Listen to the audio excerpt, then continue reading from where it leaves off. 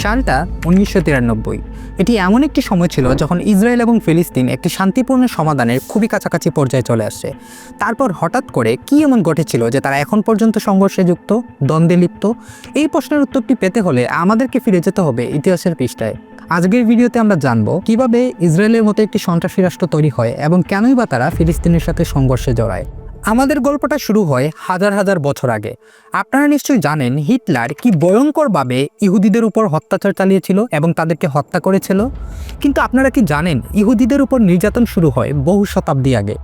খ্রিস্টানদের একাংশ বিশ্বাস করেন যে যীশুখ্রিস্ট একজন ইহুদি পরিবারে জন্মগ্রহণ করেছিলেন, আবার তাদের মধ্যে একাংশ বিশ্বাস করেন যে যীশুখ্রিস্টকে ক্রুশবিদ্ধ করতে চেয়েছিল ইহুদিরাই। এবং শতাব্দীর পর শতাব্দী এই মতবাদ ছড়িয়ে পড়ে খ্রিস্টানদের মধ্যে। প্রায় 1000 বছর আগে সংগঠিত ক্রুসেড চলাকালে হাজার হাজার ইহুদিদেরকে হত্যা করা হয়। সেই সময়ে খ্রিস্টানরা বিশ্বাস করত যে ইহুদিরা খ্রিস্টান শিশুদের রক্তপান করে এবং তা তাদের ধর্মীয় আচার অনুষ্ঠানে ব্যবহার করে, যার কারণে সেই সময়ে ইহুদিদের বিরুদ্ধে ঘৃণা ছড়িয়ে পড়ে সম্পূর্ণ ইউরোপ জুড়ে। 1800 সালের শেষের দিকে ইহুদিদের উপর নির্যাতনের কারণ শুধুমাত্র ধর্মীয় ছিল না, বরং জাতিগত বিদ্বেষও ছিল। সেই সময় ইহুদিরা বুঝতে পারে পৃথিবীর কোনো দেশই তাদেরকে নিজের মানুষ হিসাবে গ্রহণ করছে না। যদি তারা বাঁচতে চায় তাদের একটি আলাদা দেশ করে তুলতে হবে, একটি ইহুদি রাষ্ট্র। সেই চিন্তাধারা থেকেই 1896 সালে অস্ট্রো-হাঙ্গেরির সাংবাদিক থিওডর জার্ডন শুরু করেন একটি নতুন রাজনৈতিক আন্দোলন, যার নাম ছিল জায়নিজম, এবং যার দাবি ছিল একটাই, ইহুদিদের জন্য আলাদা রাষ্ট্র গড়ে তোলা। কিন্তু 1870 সালে লাভার্স অফ জিওন নামের একটি সংগঠন একই চিন্তাধারা প্রকাশ করে, যার প্রভাবে 1881 সালে বড় আকারে ইহুদিরা প্যালেস্তিনে আসা শুরু করে এবং তাদের স্থায়ী বসবাস গড়ে তোলে।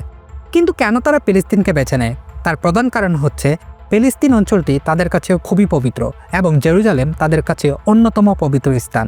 সেই সময় কিন্তু গাজা, ওয়েস্ট ব্যাংক এবং ইসরায়েল নামে কোনো অঞ্চলই ছিল না, সব কিছুই ছিল অটোমান সাম্রাজ্যের অধীনে। অটোমান শাসনকালে ইহুদি, খ্রিস্টান এবং মুসলমানরা খুবই শান্তিপূর্ণভাবে বসবাস করত। তার প্রধান কারণ হচ্ছে সেই সময়ে জনসংখ্যাও ছিল কম, জায়গাও ছিল অনেক বেশি, বসতি কম থাকার কারণে তাদের মধ্যে দ্বন্দ্বও হতো অনেক কম। এবার একটু এগিয়ে আসা যাক। 1915 সাল, প্রথম বিশ্বযুদ্ধ শুরু। আরব, ফরাসি এবং ব্রিটিশরা লড়াই করছিল অটোম্যানদের বিরুদ্ধে। তখন ব্রিটিশরা একটি পরিকল্পনা করে। তারা গিয়ে আরব বিপ্লবীদের বলে তাদেরকে যদি অটোম্যানকে হারাতে সহযোগিতা করা হয় তাহলে যুদ্ধের পরে প্যালেস্তাইন অঞ্চলটিকে তারা আরব বিপ্লবীদেরকে দিয়ে দিবে। এবং আরব বিপ্লবীরাও সেই প্রস্তাবে রাজি হয়ে যায়, কারণ তারা চেয়েছিল ইয়েমেন থেকে সিরিয়া পর্যন্ত একটি আরব রাষ্ট্র। কিন্তু ব্রিটিশরা ঠিক একই প্রতিশ্রুতি ইহুদিদেরকেও দেয় এবং ইহুদিদেরকে প্রতিশ্রুতি দেওয়া হয় যুদ্ধ শেষে প্যালেস্তাইনের পাশে একটি ইহুদি রাষ্ট্র তৈরি করতে ব্রিটিশরা তাদেরকে সহযোগিতা করবে। তাদের পরিকল্পনা ছিল ভিন্ন। তারা ফ্রান্সে বসে একটি চুক্তি স্বাক্ষর করে যুদ্ধ শেষে সম্পূর্ণ আরবকে নিজেদের মধ্যে ভাগাভাগি করে নেওয়া। ঠিক এমনটাই হয়। যুদ্ধ শেষ হয়, অটোমান সাম্রাজ্যের পতন হয় এবং সম্পূর্ণ প্যালেস্তিন দখলে চলে যায় ব্রিটিশের।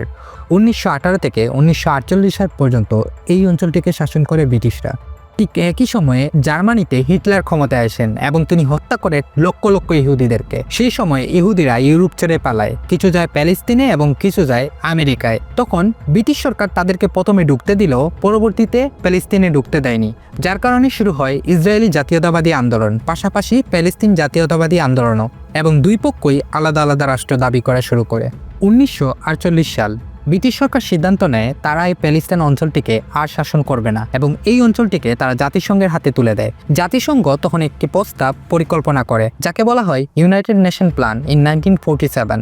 কি ছিল সেই পরিকল্পনা? তারা 57% জমি ইহুদিদের জন্য এবং 43% জমি আরব এবং ফিলিস্তিনদের জন্য এবং জেরুজালেমকে একটি আন্তর্জাতিক অঞ্চল হিসাবে ঘোষণা করে, কারণ এই অঞ্চলটি ছিল ইহুদি, খ্রিস্টান এবং মুসলমান 3 ধর্মের জন্যই পবিত্র স্থান। ইহুদিরা এই পরিকল্পনাকে মেনে নেয় এবং 1948 সালে তারা ঘোষণা দেয় তাদের নতুন রাষ্ট্রের, যার নাম ইসরায়েল। কিন্তু আরব দেশগুলা তাদের এই প্রস্তাবকে পুরোপুরি প্রত্যাখ্যান করে এবং তারা ঘোষণা করে তারা ইহুদিদেরকে প্যালেস্তিনের 1 ইঞ্চিও জমি দখল নিতে দিবে না, যার কারণে শুরু হয় আরব ইসরায়েলের প্রথম যুদ্ধ 1948 সালে। 5টি আরব দেশ একসাথে ইসরায়েলের উপরে আক্রমণ করে। পুরো বিশ্ব বিস্ময়ে তাকিয়ে থাকে, কিন্তু সবাইকে অবাক করে দিয়ে ইসরায়েল সেই যুদ্ধে জিতে যায়।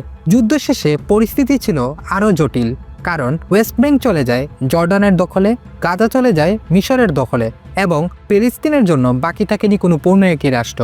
7 লক্ষেরও বেশি ফিলিস্তিনি নিজের ঘরবাড়ি ছেড়ে চলে যেতে হয় অন্যান্য আরব দেশগুলোতে। এই ক্ষত শুকানির আগেই শুরু হয় আরেকটি যুদ্ধ।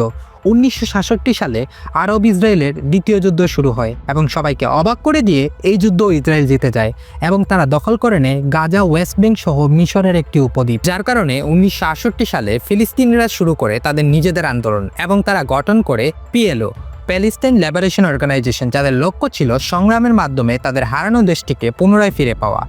যার কারণে ইসরায়েল এবং আমেরিকা তাদেরকে সন্ত্রাসী গোষ্ঠী হিসাবে ঘোষণা করে এবং অন্যদের কাছে তারা ছিল বিপ্লবী, কারণ তারা তাদের হারানো দেশকে ফিরে পাওয়ার জন্য লড়াই করছিল। সময়টা তখন 1992। ইসরায়েলের প্রধানমন্ত্রী হন ইটজেক রবিন। তিনি বলেন পিএলও কোনো সন্ত্রাসী সংগঠন নয়, বরং তারা তাদের নিজস্ব অধিকারের জন্য লড়াই করছে। আমাদের উচিত তাদের অধিকার ফিরিয়ে দেওয়া। এই বক্তব্য ইতিহাসের একটি বড় পরিবর্তন সূচনা করে। পিএলওকে ইসরায়েল আনুষ্ঠানিকভাবে স্বীকৃতি দেয় এবং পাল্টা হিসাবে পিএলও ইসরায়েলকে একটি রাষ্ট্র হিসাবে স্বীকৃতি প্রদান করে। ফলে 1993 সালে প্রথমবারের মতো ইসরায়েল এবং ফিলিস্তিন একটি শান্তি চুক্তিতে বসে, যেই চুক্তির নাম ছিল অসলো অ্যাকর্ডস। সেখানেই প্রথমবার আলোচনা হয় কিভাবে ফিলিস্তিন রাষ্ট্র তৈরি হতে পারে এবং কোন অঞ্চল কাদের নিয়ন্ত্রণে থাকবে। যার ফলে 1994 সালে তৈরি হয় ফিলিস্তিন জাতীয় কর্তৃপক্ষ বা ফিলিস্তিন ন্যাশনাল অথরিটি। কিন্তু তখনের সমস্যা ছিল, ইসরায়েলিরা ওয়েস্ট ব্যাংকের বহু অংশে স্থায়ী বসতি গড়ে তুলেছিল এবং সেখানে সরকারের সমর্থনও ছিল। যার কারণে ওয়েস্ট ব্যাংকে 3টি ভাগে ভাগ করা হয়। এলাকা এ, যেটা সম্পূর্ণ নিয়ন্ত্রণ থাকবে ফিলিস্তিনিদের কাছে; এলাকা বি, যেটা যৌথ নিয়ন্ত্রণে থাকবে, ফিলিস্তিন এবং ইসরায়েল উভয় সেই এলাকাতে নিয়ন্ত্রণ রাখবে; এবং এলাকা সি, যেটা সম্পূর্ণ নিয়ন্ত্রণ ইসরায়েলের কাছে থাকবে। কিন্তু বাস্তবতা ছিল ভিন্ন।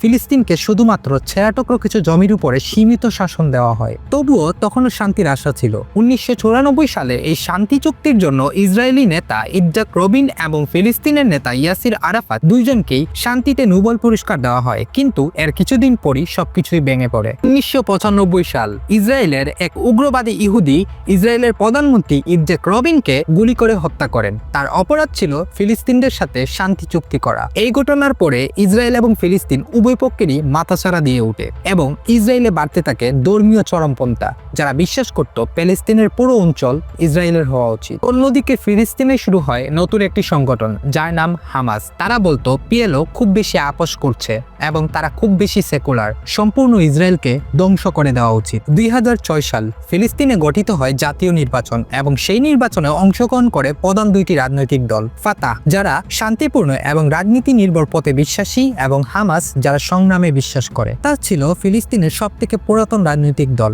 যাদের নেতৃত্বে ছিল পিএলও। কিন্তু সবাইকে অবাক করে দিয়ে এই নির্বাচনে হামাস জিতে যায়। 332টি আসনের মধ্যে 74টি আসনই তারা নিজেরা দখল করে নেয়। এই নির্বাচনের ফলাফল ফিলিস্তিনের রাজনৈতিক পরিবেশে একটি বড় ভূমিকম্প তৈরি করে, যার কারণে 2007 সালে ফিলিস্তিনে শুরু হয় গৃহযুদ্ধ, হামাস বনাম ফাতাহ, বায়ে বায়ে সংঘাত। এই যুদ্ধের পর ফিলিস্তিন 2 ভাগে বিভক্ত হয়ে যায়। গাজায় নিয়ন্ত্রণ চলে যায় হামাসের কাছে এবং ওয়েস্ট ব্যাংকের নিয়ন্ত্রণ চলে যায় পিএলও ও ফাতাহের কাছে। আজকের বাস্তবতা হলো, গত কয়েক দশক ধরে ইসরায়েল ওয়েস্ট ব্যাংকের পাশে তাদের গণবসতি স্থাপন করে চলেছে। আন্তর্জাতিক মহল এই বসতিগুলোকে অবৈধ ঘোষণা করলেও ইসরায়েল সরকার এই বসতিগুলোকে পূর্ণ সমর্থন করে। এই বসতিগুলোর কারণে ফিলিস্তিনিরা তাদের জমি হারাচ্ছে, ঘন ঘন সংঘর্ষ হচ্ছে এবং নিরাপত্তা বাহিনী দেয়াল চেকপয়েন্টে ঘেরাও হয়ে পড়েছে তাদের জীবন। যার ফলে হামাস ও ইসরায়েলিদের মধ্যে দিন দিন ঘৃণা বাড়ছে এবং উভয় পক্ষই এই অঞ্চলটিকে নিজেদের বলে দাবি করছে। এক পক্ষ চাচ্ছে ইসরায়েল চিরদিনের মতো মুছে যাক এবং অপর পক্ষ চাচ্ছে ফিলিস্তিন সম্পূর্ণভাবে মুছে যাক। এখন সবথেকে বড় প্রশ্ন হচ্ছে, এই সমস্যার সমাধান কি হতে পারে?